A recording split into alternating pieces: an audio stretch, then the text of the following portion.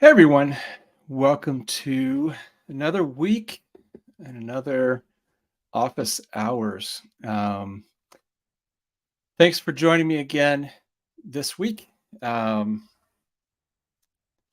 don't have a lot to talk about.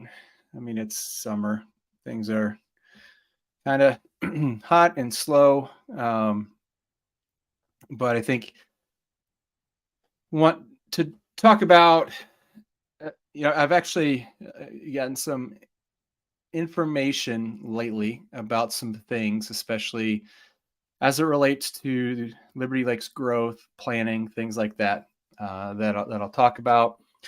I want to also say just some general housekeeping, planning a couple of more events in August. I guess this month, it's August already. In September, maybe October. Um, want to try to have one at Zephyr Lodge, still in the planning process of that.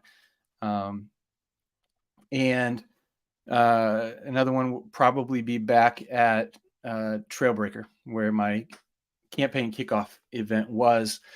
I just really enjoy events. I enjoy putting them together. I enjoy getting people together. Like I mentioned last week, last Wednesday, I think it was, hosted a small event in our backyard that my wife and I have been doing since last August. Had a great turnout, probably about 18 to 20 people. That's by far the biggest, and met some new people. Uh, got to introduce some people to each other for the first time, and it's just in general just a great way to meet people and get to know more people here in Liberty Lake and Spokane in general. So love doing that. Uh, I'd much rather have events than go door to door to interrupt people in the evenings or the weekends, but I'll do that as well. But anyway, stay tuned for those. If you're not subscribed to my email that goes out every Friday, be sure to go to travislscott.com and subscribe to that so you can know about events. This Facebook page as well is a good place for that. But yeah, just stay tuned for those. Hope to meet some more people that way. Um, so, one of my pillars of my platform is smart growth. Um, I think it's important to balance the growth of our city with conservation and a host of other things, quality of life. There's a lot of things that are all tied together, and the more I'm involved in this campaign and just kind of the inner workings of the city, the state, um, I learn, I become more aware that things aren't black and white. I think I might have talked a little bit about that last week, but since then, I've had several discussions with people about growth in Liberty Lake, zoning, and different things, Greenstone, you name it, and I've learned a lot. Um, and I hope to, within the next week or so, um, I hope to meet with Jim and or Joe Frank, because I'd really, want to hear their perspective on things, their vision for the growth of Liberty Lake, the development, um, and just kind of get more. I want to get their take on things, because I've talked to people in the area, in the city.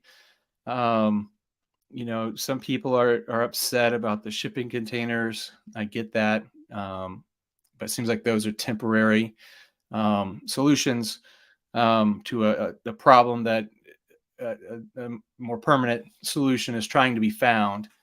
Um, and the more I look into things, the more I see, that a lot of good things have happened through Jim Frank and what he's done and some of the organizations he's formed and belongs to. Um, and I don't believe that his and or Greenstone's intentions are bad. I don't. Um, I also found out some things about the way about our growth, really, and the future of our growth, and what is in store. And apparently, the reason there has been an uptick, well, I mean, there's a few reasons. Again, it's complicated. It's not black and white, but there has been an increase in the number of apartment buildings, multifamily housing being built. Part of that is just the cost of living, the scarcity of homes, especially at certain price points, for young professionals, for people, starting out families, things like that. Starter homes just don't exist really anywhere anymore, and especially here in Liberty Lake. Um, but I found out that the state has kind of mandated that we're part of an urban corridor, I think is what they refer to it as, and expect us to meet a certain population density, which we're nowhere close to hitting at this point. And it's kind of frustrating to know that the state is designating places and kind of telling cities, that hey, you have to be more dense. I don't think anybody wants denser population here in Liberty Lake. So that's concerning to me that the state is dictating that. I get part of why. It's conservation, which I'm for, but I think there's different ways to go about it. And the reason being, if they can concentrate people in an urban corridor, it'll prevent urban sprawl from eating up farmland, eating up natural areas. I get that. I mean, if you go just drive between here and Coeur d'Alene, or especially like if you go to Hayden and you go the back roads through Post Falls and that way, I mean, farmland is just being guzzled up and turned into apartments and homes. Kind of sad. I mean, I realize that the place is growing like crazy, that there's a shortage of housing still, despite mortgage rates going up and things slowing down. There's still a supply issue, um, but I just I I don't like the fact that the state says you need to add more people. Um, I just don't think that is part of conservation, where you overload a certain area and its resources. Um, so that was interesting to find out that that was the case. So it explains a lot that's going on. It explains how the city's hands are, in some degree, in some degree, is the hands are tied. So my goal in city council is to learn as much as I can about the different issues, about what we're up against, the constraints that we have to work with, and figure out as a council collectively how best to work within those constraints for the benefit of Liberty Lake. Um, Constraints are part of life. You just have to figure out how to work within them.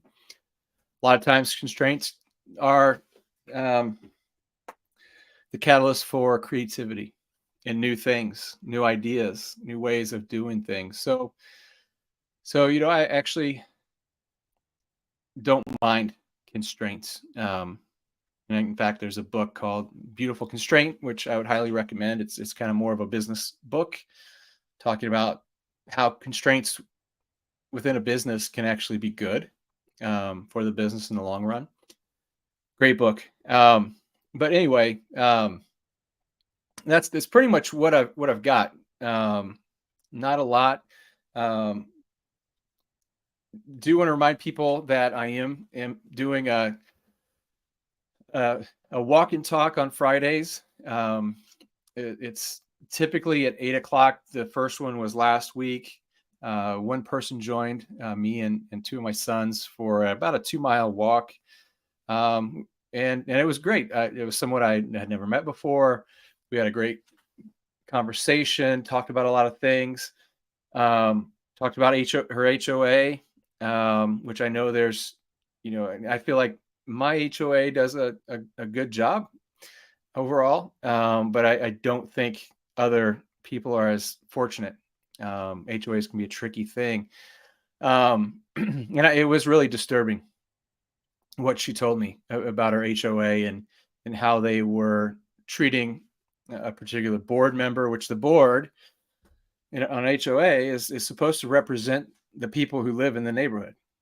And if the HOA is just disregarding the kind of will of the people who live there and telling them to shut up, that's a problem. And I don't know what can be done about it. That's something that I would like to look into. See, does the city have any anything they can do to help that situation out? Because that was a pretty disturbing story that I found out about that HOA. But anyway, kind of got off topic, but the walk-in talks have been, it started last week. It was great. I look forward to doing them again. This week, the time may change a little bit. My sons are in a soccer camp at Rocky Hill Park that the time was moved from 10 a.m. to 8 a.m. So that's right when the walk was supposed to happen. So it may happen an hour earlier or an hour later than normal. So stay tuned for that. I will make a decision on that by tomorrow. The walk and talk on Friday the 11th, so next week, will not be happening because I will be out of town visiting family in Indiana. But we'll resume that on the 18th. But yeah, next week's office hours are still, I'll be back by then. That's kind of more of a long extended weekend, but office hours will still happen on schedule. And yeah, if you have questions, if you have topics that you'd like me to discuss, please let me know. Send them to me through Facebook Messenger. You can email me at travis@travislscott.com. Go to my website. There's a chat bot that you can ask questions. There's a comment form, a contact us form. There's a lot of ways to get in touch with me, is what I'm trying to say. And want to hear from you, want to know what topics you'd like me to talk about, what concerns you have, what things that further research and come back to you with some answers. Sorry. So yeah, I want to hear from you. And I know it's summer, it's slow. A lot of us don't want to talk about issues, kind of had enough with the news cycle and everything that's going on right now. Kind of is nice to unplug and just kind of disconnect from everything a little bit. So yeah, I have a feeling the end of this month, once Labor Day hits, things will pick up again, and more people will be around and active. So, in the meantime, please reach out, share comments, concerns, ask me questions. Like I said last week, politically, I don't fit in a box. So if you have questions about anything, feel free to reach out. Happy to talk, happy to meet, and trying to make myself available to people in the community to get to know me, for me to get to know them, to better understand everyone else's perspectives. So it's 4:15. That's really all I have. It's recorded every week. If you miss it, catch it. And really don't want to just ramble. I'm not the kind of person who, if we have a 30-minute meeting, I try to fill it. If that's what I've got, that's what I've got. So going to end early. This is a quick one. Let me know what you want to talk about next week, and I will see you then, and hope to see you Friday.